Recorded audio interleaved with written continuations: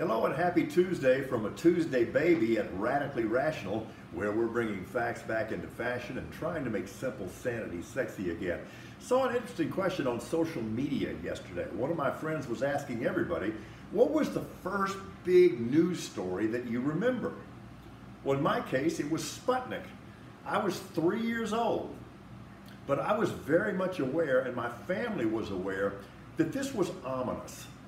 We felt like we had been outstripped in science and math and technology, and that as a result, our national security was threatened. And it was a big deal to my dad. I mean, he wasn't a fanatic about it, but he made sure that I knew that this was significant. And we'd go out in the backyard and look at Sputnik, and it was like seeing the hammer and sickle fly over your head. It got better. When I turned 6, Echo. And we could go out in the backyard and see that as well. And it was really a beacon. It was a communication satellite. It was for peaceful purposes. And America was coming back to its rightful position. That was then and this is now. We've rejected science. We've rejected math. We've rejected reason. We have forfeited our legacy as Americans. We have disdain for reason, and it's why we are where we are. Look, I'm a pragmatist. More than anything else, I'm a pragmatist. I like things that work, and I don't like things that don't work. Hey, Abbott and DeSantis and your like and your ilk, it ain't working. 17 months into this, we have taken the gear shift lever and put it back into R for reverse. And that's on you. The numbers cannot be clearer. There has never been an issue in medical history that was clearer than this.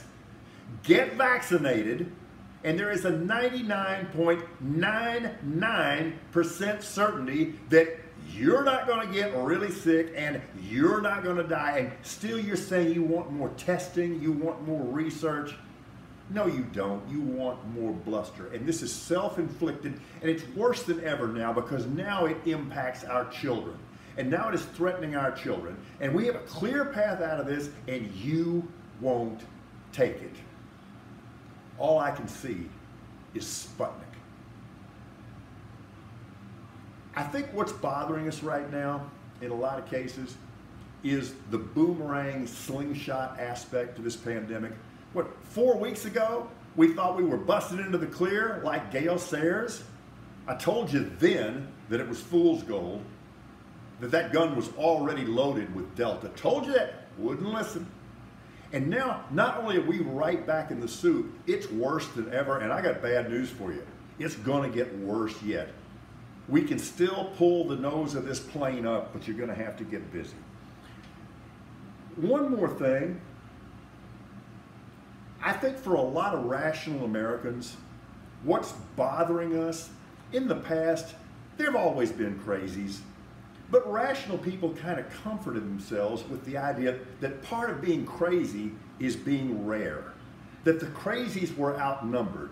Yeah, they're out there, but relatively speaking, there are few of them, so it's not so immediately threatening. And then, because the cover was lifted off and the roaches started to crawl out into the kitchen, we've discovered that crazy is not rare at all.